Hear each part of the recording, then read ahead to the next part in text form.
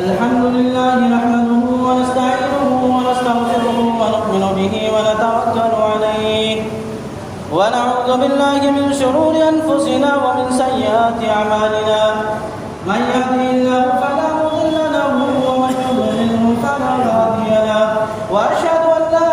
إله إلا الله وحده لا شريك له وأشهد أن محمدا عبده ورسوله قال الله تبارك وتعالى في كلامه المجيد أعوذ بالله من الشيطان الرجيم بسم الله الرحمن الرحيم ولا تهنوا ولا تحزنوا وأنتم الأعلون إن كنتم مؤمنين صدق الله العلي العظيم وصدق رسوله النبي الكريم ونحن على ذلك من الشاهدين والشاكرين. میرے محترم بزرگوں، جو لوگ پیچھے بیٹھے ہیں اور سنتوں سے فارغ ہیں، براہ کرم آگے کی جگہوں کو کھل کر لیں. اللہ کے واسطے آگے کے جگہوں کو کھل کر لیں تاکہ آنے والے لوگوں کو تکلیف کا سامنا نہ کرنا پڑے. پیچھے والوں کے لیے راستہ چھوڑ دیں.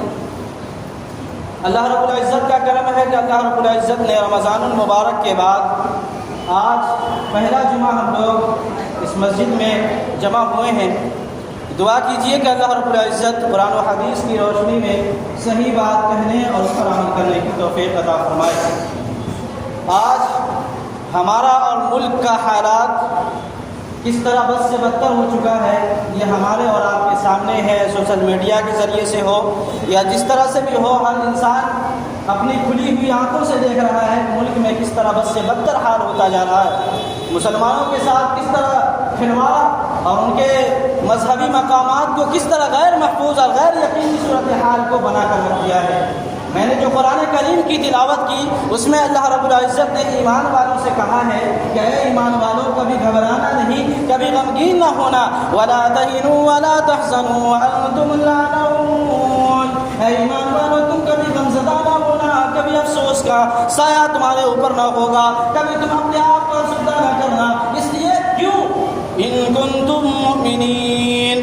وانتم الاعلون ان کنتم مؤمنین. تم ہی سربلندی کا مقام حاصل کرنے والے ہوگے، تم ہی اعلیٰ مقام پر فائز ہوگے. یہ شرط لگائی گئی کب؟ جب تم ایمان والے بنو گے، جب تمہارا ایمان پختگی کے ساتھ اللہ رب العزت پر، اللہ کے رسول پر، اللہ کی کتابوں پر، قیامت کے دن پر اور دوبارہ زندہ ہونے پر اگر تمہارا یقین ہے، تمہارا ایمان ہے، تو یقین جانیے آپ ہی سربلند ہیں، آپ ہی اعلیٰ مقام پر فائز ہونے والے ہیں. آپ کے اوپر کوئی نہیں ہوگا، لیکن شرط ہے اس کے لیے ایمان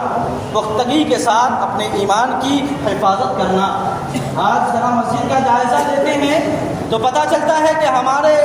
جو رمضان المبارک کا جو مہینہ تھا اس میں مسجدوں کی رونقیں بڑھ چکی تھی، مسجدوں کی آبادی بڑھ چکی تھی. مسجدوں میں وہ ایسا لگ رہا تھا کہ یہ مسلمانوں کی آبادی ہے. لیکن جب مسلمانوں کے ساتھ رمضان المبارک کا رخصت ہوا، رمضان المبارک ہم سے رخصت ہونے کے ساتھ جیسے ہی عید کی چاند ہمیں نظر آئی،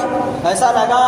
کہ یہ سماج کے لوگوں کا ایمان اور سماج کے لوگوں کی نمازیں معاف ہو چکی ہیں اور یہ مسجدیں ویران ہو گیا. مسجدوں کی رونق کہاں چلی گئی؟ کیا یہاں سے مسلمان کوچ کر کے کہیں چلے گئے؟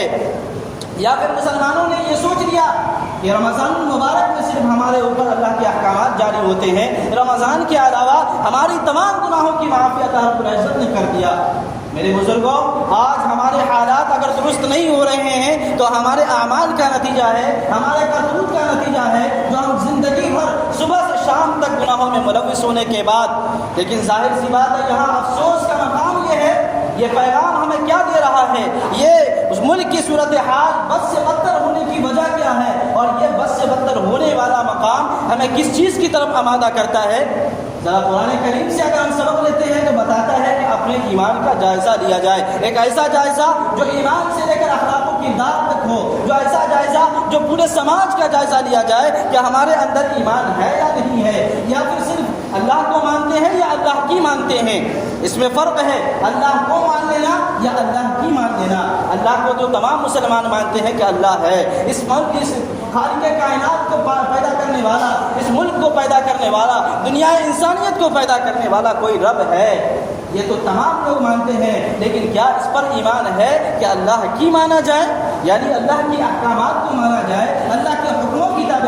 جائے، اللہ کے رسول کی فرمان کو مانا جائے، اپنی زندگی کو ان کے اسوہ زندگی سے ملا کر اپنے آپ کو زندگی اچھا بنانے کی کوشش کی جائے۔ یہ اللہ کو ماننا اور اللہ کی ماننا میں بہت فرق ہے میرے بزرگوں۔ ایمان والا ہونا کمال نہیں ہے، بلکہ ایمان والے ہونے کے ساتھ اللہ کو ماننے کے ساتھ اللہ کی مان لینا یہ سب سے بڑی چیز ہے۔ اللہ کی مان لینا یہ سب سے بڑی دولت ہے، کیونکہ اللہ رب العزت جسے توفیق دے دے وہی اللہ کی مانتا ہے۔ میرے بزرگوں، آج ہمارے حالات اگر بد سے بدتر ہیں، جس کی منظر کشی، اگر ہمارا حالات درست نہیں ہے، ہمارے اوپر پریشانیاں ہیں، ہمارے اوپر تکلیفیں ہیں، تو ہمارا یہ حال ہے کہ ہم دوسروں کو اس کا ذمہ دار قرار دیتے ہیں۔ کچھ اس طرح سے کہ ہمارے حالات اگر درست نہیں ہے تو کہتے ہیں فلاں حکومت کی وجہ سے ہے، فلاں وزیر کی وجہ سے ہے، فلاں پردھان منتری کی وجہ سے ہے۔ حالانکہ یہ ہونا چاہیے تھا، یہ بنی اسرائیل کا یہ جو ہے مقام تھا کہ بنی اسرائیل کے اوپر جب بھی ظلم و جبر اور جب بھی کوئی پریشانی آتی تو کہتا اس کی منظر کشی، جس کی یاد دہانی اور جس کا منظر نامہ قرآن کریم میں اللہ رب العزت نے یوں کھینچا فَإِذَا جَاءَتْهُمُ الْحَسَنَةُ قَالُوا لَنَا هَٰذِهِ، کہ بنی اسرائیل پر جب بھی کوئی اچھائی اور جب بھی اس کی زندگی خوشگوار ہو جاتی تھی تو کہتے تھے ہاں یہ تو ہماری مقدر کی چیزیں ہیں، ہماری قسمت کی چیزیں ہیں جو اللہ رب العزت نے ہمیں دیا ہے۔ لیکن اس کے باوجود جب اس کے اوپر کوئی دشواری آ جاتی، کوئی تکلیف ہو جاتا، کوئی ان کی زندگی میں کوئی پریشانی آتی، فوراً وہ کمینے اور ایسے اوباش قسم کے لوگ تھے جو فوراً کہتے تھے وَإِن تُصِبْهُمْ سَيِّئَةٌ يَطَّيَّرُوا بِمُوسَىٰ وَمَن مَّعَهُ، ارے یہ موسیٰ جو ہے یہ بڑا کم بخت انسان ہے، ان کی منحوسیت کی وجہ سے، ان کے ساتھی کی منحوسیت کی وجہ سے، ان کے صحابی کی منحوسیت کی وجہ سے ہمارے اوپر پریشانیاں آتی ہیں۔ یہی حال ہمارا اور آپ کا ہے کہ ہمارے حال اگر درست نہیں ہے، ہمارے اوپر کوئی ظلم ہو رہا ہے، ہمارے اوپر کوئی پریشانی ہے، فوراً کہتے ہیں کہ ہمارا ملک کے جو حکومت ہے، ہمارے ملک کے جو وزیر ہے وہ یہ کروا رہا ہے۔ میرے بزرگوں، یہ ایمان کا تقاضا نہیں تھا، ایمان تو اس پر ہونا چاہیے کہ جو کچھ بھی ہے وہ اللہ کے ہاتھ میں ہے، جو کچھ بھی ہوتا ہے وہ اللہ کے حکم سے ہوتا ہے، کوئی چیز کوئی پتا اللہ کے حکم کے بغیر ہلتا بھی نہیں۔ یہ کیسے ہم نے سوچ لیا کہ یہ حکومت کروا رہا ہے؟ میرے بزرگوں، یہ اللہ کے حکم سے ہو رہا ہے، لیکن اگر اپنے ایمان کا جائزہ لیتے، اپنے ایمان کو ٹھیک کرنے کی کوشش کرتے تو یہ حالات ہمارا نہ بنتا۔ اس کی منظر کشی قرآن میں دوسری جگہ یہ فرمایا جس کی منظر کشی ظہر الفساد فی البر والبحر بما کسبت ایدی الناس، کہ لوگوں جب خشکی یا تری میں کوئی بھی پریشانی یا کوئی بھی فساد برپا ہوتا ہے تو وہ ان کے اعمال کا نتیجہ ہوتا ہے، ان کے کرتوت کا نتیجہ ہوتا ہے، وہ ان کے اخلاق کو کردار کا نتیجہ ہوتا ہے۔ جس طرح ان کے اخلاق ہوتے ہیں اسی طرح فیصلہ اللہ کا ہوتا ہے۔ میرے بزرگوں، آج اگر ہمارے حالات درست نہیں ہو رہے ہیں تو اس کی وجہ یہ ہے کہ رمضان المبارک جس کو ہم رمضانی نمازی یا جس کو رمضانی مومن کہتے ہیں وہ ہم لوگ آج بن چکے ہیں۔ رمضان میں جو مومن کا کردار تھا وہ ہم لوگوں نے دیکھا، مسجدیں آباد تھی، مسجدیں پر رونق نظر آتی تھی، مسجدوں میں لوگ قرآن کی تلاوت کرتے ہوئے نظر آ رہے تھے، یہاں تک کہ جو لوگ قرآن کو نہیں جانتے ہیں پڑھنا وہ نماز پڑھ کے تھوڑی دیر آرام کرنے کے لیے لیٹ جایا کرتے تھے، ایسا لگتا تھا کہ یہ مسلمانوں کی آبادی۔ لیکن کیا بات ہے کہ جیسے ہی عید کی چاند نظر آئی، رمضان گیا، رمضانی بھی چلے گئے۔ میرے بزرگوں، سب سے بڑی چیز یہ ہے کہ جب رمضان چلا جاتا ہے شیطان کے جو سردار ہوتے ہیں نا وہ خوب روتے ہیں، خوب آہو بکا کرتے ہیں، خوب چیختے ہیں، یہاں تک کہ تمام شیطان جو اس کے چہرے چپاٹے، اس کے ماننے والے، اس کی تابعداری کرنے والے جمع ہو کر کہتے ہیں حضور آپ کو کیا ہو گیا، کیوں رو رہے ہیں، کیوں پریشان ہیں؟ اس کے بعد وہ کہتا ہے ہائے افسوس، رمضان میں تو اللہ رب العزت کے جو بندے تھے نا وہ اللہ کو خوش کر کے وہ کامیابی حاصل کر لیے، لیکن تم لوگ اب تمہاری ذمہ داری یہ ہے کہ تم محلے میں چوراہوں میں اور ہر جگہ گشت کرو گے، اپنے وہ بندے جس کو تم اپنے قبضے میں لے چکے تھے اس کو پھر اپنے قبضے میں لوگے۔ آج یہ حالات دیکھیے کہ جب ہمارے مسجد میں کبھی گشت ہوتا ہے، اللہ کی توحید کی جب پیغام دی جاتی ہے تو کہتا ہے انشاءاللہ میں آؤں گا، اس پر عمل نہیں ہوتا۔ لیکن آج عید کے بعد جب شیطان کا گشت شروع ہوا، عید کے بعد جب شیطانوں کی ٹولی محلے محلے میں جا کر گشت کرنا شروع کیا، کہہ رہے میرے بھائی تم تو داڑھی نہیں رکھتے تھے، تم داڑھی کیوں رکھ لیے، تم نماز نہیں پڑھتے تھے، نماز کیوں پڑھ رہے ہو؟ اس کی بات مان کر اس کی گشت کو کامیاب بنا کر ہم لوگوں نے اس کو کامیاب بنا دیا اور شیطان خوش ہوا، ہاں آج تم لوگوں نے رمضان کے بعد اچھا کام کیا۔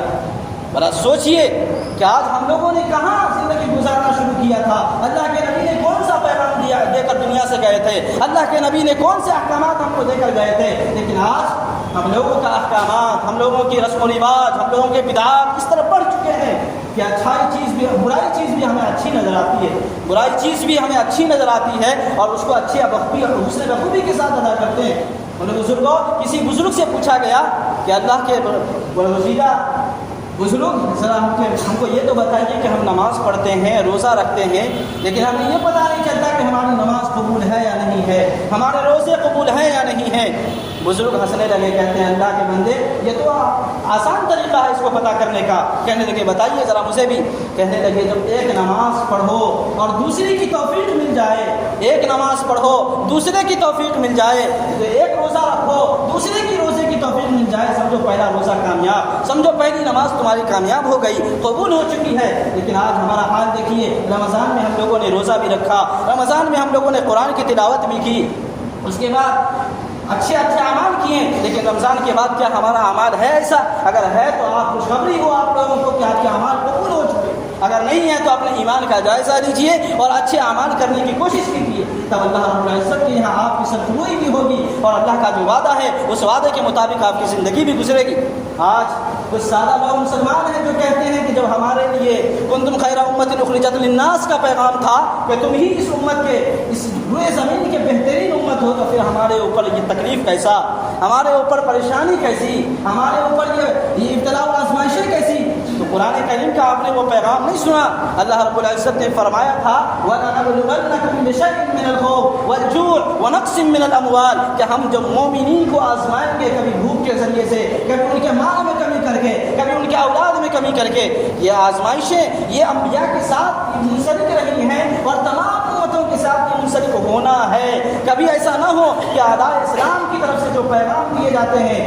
کبھی دشمنان اسلام بھی یہ بات کہتا ہے مومن کو برگلانے کے لیے، مومن کے ایمان کو متزلزل کرنے کے لیے کہ ارے تم مسلمان ہو، تمہارا رب یہ کہتا ہے تو تمہارے اوپر پریشانیاں کیوں ہیں؟ میرے بزرگوں یہ سوچنا بالکل غلط ہے، بلکہ یہ سوچئے کہ اگر آپ کے اوپر پریشانی ہے تو واقعی آپ مومن ہیں،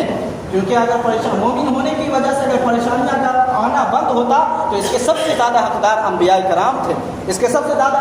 حقدار رسول تھے، جن کو ان کی پریشانیوں سے ابتلاء آزمائش سے دور نہیں رکھا گیا، بلکہ ان کے اوپر بھی آزمائشیں آئیں، ان کے اوپر بھی تکلیفیں آئیں، لیکن وہ صبر کے ساتھ اور استقامت کے ساتھ اپنے امتوں کو پیغام دیتے رہے، اپنے امتوں کو یہ پیغام سناتے رہے کہ اللہ ایک ہے، اسی کی بندگی میں کامیابی بھی ہے، اسی کی تابعداری کرنے میں ہمارے جنت کا وعدہ بھی ہے۔ قرآن کریم میں دوسری جگہ یہ فرمایا تھا ان اللہ اشتری من المؤمنین انفسهم واموالهم بان لهم الجنہ، کہ لوگوں یہ مت سوچنا کہ ہمیں دنیا میں پریشانی آتی ہے تو مومن نہیں ہے، بلکہ اللہ رب العزت کا پیغام ہے کہ لوگوں تمہاری جان کے بدلے، تمہارے مال کے بدلے ہم نے تمہاری آخرت کو، تمہارے جنت کو خرید، تمہارے اعمال کو تمہیں خرید لیا ہے کہ آخرت میں تمہیں جنت دوں گا۔ اگر تمہارے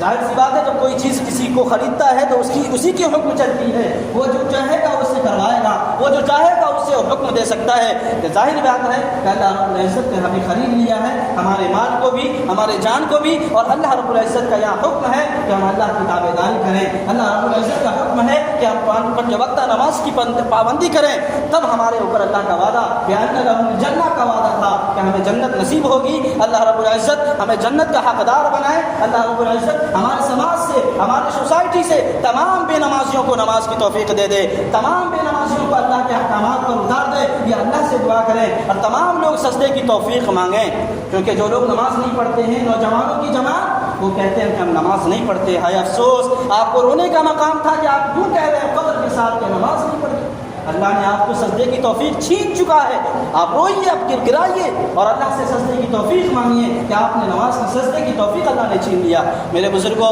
کہنے